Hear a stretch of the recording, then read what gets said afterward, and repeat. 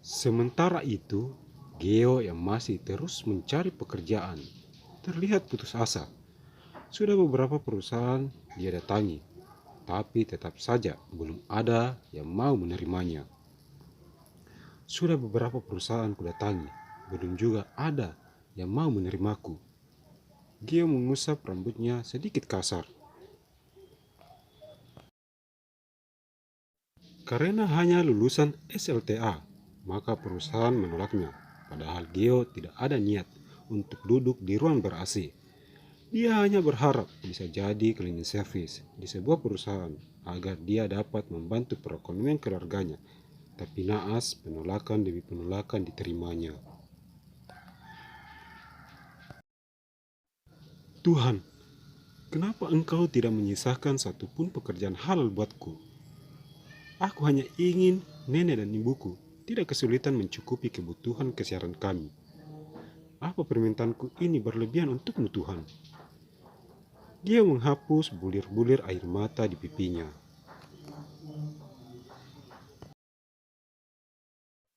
Gio berjalan di bawah terik matahari. Entah kemana lagi dia mencari pekerjaan. Siang berganti sore, sore pun berganti malam. Membuat wajahnya yang tampan dipenuhi bulir-bulir keringat. Dia duduk di pinggir taman, memandang gedung-gedung perkantoran yang menjulang tinggi bak ingin menggapai langit.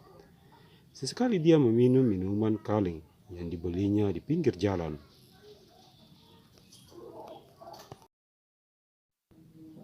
Hah! Teriaknya memecah keheningan malam. Aku harus kembali. Aku takut nenek dan ibuku mengemiliku lagi. Dia berdiri dan beranjak dari tempat duduknya. Dia berjalan sempoyongan menuju ke arah rumah yang jaraknya lumayan jauh. Sesekali Geo meneguk minuman dalam kaleng. Habis.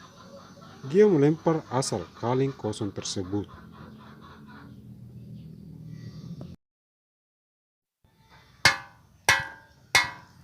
Suara nyaring dari kaleng yang dibuangnya mengenai sebuah mobil mewah.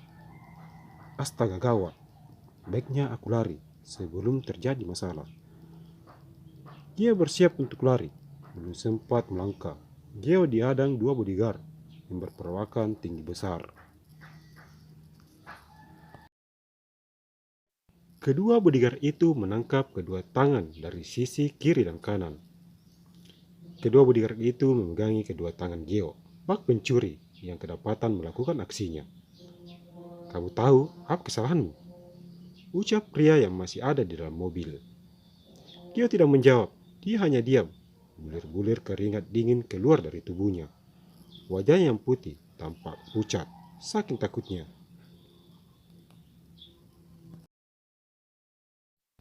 Kenapa hanya diam? Bentak pria yang ada dalam mobil mewah itu. Karena tidak ada jawaban dari Geo, pria tersebut membuka pintu mobil dan mendekatinya. 3 sentuhan tangan diarahkan pria itu ke arah wajah Geo. Ayo jawab, apa kamu tidak bisa bicara? Geo tetap diam dengan raut wajah ketakutan. Karena tidak ada jawaban dari Geo, membuat pria itu sekali lagi menghadiahi Geo sebuah sentuhan tangan. Tidak hayal lagi, cairan merah mengalir. Ampun Tuan, saya benar-benar tidak sengaja. Geo memegangi hidungnya. Geo tidak bisa berbuat apa-apa karena kedua bodyguard itu memegangnya sekuat tenaga agar anak itu tidak sampai jatuh ke lantai. Maafkan saya Tuan, saya benar-benar tidak sengaja melempar bekas minuman itu ke mobil Tuan. Tidak sengaja katamu? Pria tersebut memegang kerah baju Geo.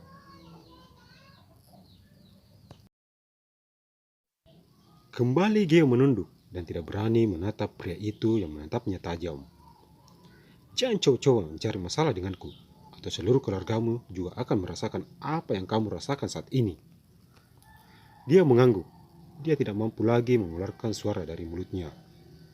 Lepaskan dia, perintah pria itu pada bodyguardnya. Baik Tuan Adnan. Kedua bodyguard itu melepaskan Geo, hingga Geo jatuh di atas lantai. Tidak beberapa lama kemudian, mobil mewah itu meninggalkan tempat itu. Dia berusaha untuk bangkit dan berjalan sembari menggangi hidung dan mulutnya. Tuhan, kenapa cobaan demi cobaan Engkau berikan kepadaku? Apa belum cukup juga penderitaanku selama ini? Adnan. Geo terlihat tersenyum tipis saat menyebut nama Adnan.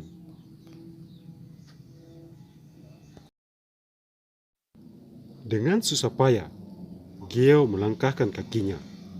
Bukan cuma tubuhnya saja yang saat itu terluka, tetapi hatinya juga.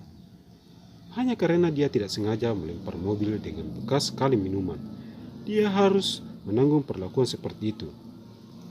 Hampir 40 menit, Geo berjalan, hingga dia tiba juga di depan kediamannya. Hah? Sudah pukul 20? Semoga saja nenek dan ibu sudah tidur. Geo memandang layar handphonenya. Dengan pelan-pelan sekali, Geo membuka daun pintu dan berlari kecil menuju kamar dan segera menguncinya. Setelah merasa aman, Geo segera mencari kotak P3K yang disimpannya dalam lemari. Geo membersihkan luka dan goresan dengan obat merah dan tak lupa minum obat pereda nyeri. Geo menghempaskan tubuhnya di atas kasur. Bayangan-bayangan Adnan terbayang di setiap sudut kamarnya. Rasa dendamnya yang tidak terima dengan hukuman yang berlebihan yang diberi orang itu padanya. Tidak lama kemudian, Geo terbawa ke dalam alam mimpi.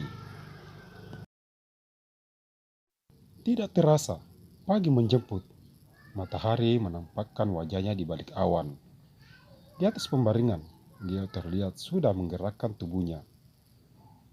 Ternyata sudah pagi. Semoga hari ini Dewi Fortuna berpihak padaku. Amin. Geo bangun dari tempat tidur menuju kamar mandi untuk membersihkan diri. Tidak butuh waktu lama. Geo sudah selesai dan keluar dengan pakaian lengkap. Tubuhku sudah mendingan. Semoga nenek dan ibu tidak menyadari semua ini. Geo menatapi wajahnya di dalam cermin. Ada beberapa goresan kecil tampak di wajahnya.